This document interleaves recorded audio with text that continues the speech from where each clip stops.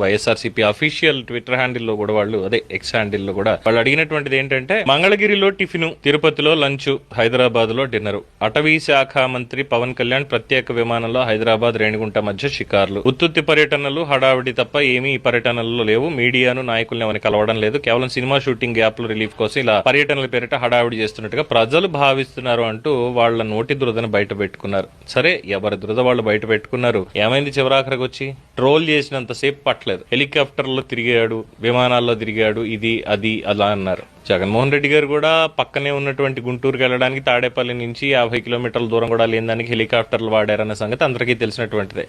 పవన్ కళ్యాణ్ గారు ఇక్కడ వాడిన దానికి, జగన్మోహన్ రెడ్డి గారు వాడిన దానికి డిఫరెన్స్ ఏంటంటే, ఆయన కాలు కింద పెట్టకుండా, ప్రజల మొహాలు చూడకుండా, పరదాలు కట్టుకుని ఏదో ఘోష అని చెప్పుకుంటాం కదా అప్పట్లో చరిత్రలో, అలాగా నేను పరాయి వాళ్ళని చూస్తే నాకు సిగ్గుబాబు, అసలే నా మొహం నేను చూపించుకోలేను ఎవరికీను అనేటువంటి విధంగా ఆయన వెళ్తే, డేరింగ్ అండ్ డాషింగ్ గా పవన్ కళ్యాణ్ గారు వెళ్ళారు. వెళ్ళి చేసిన పని ఏంటంటే అనేది చూసారుగా ఆల్రెడీ.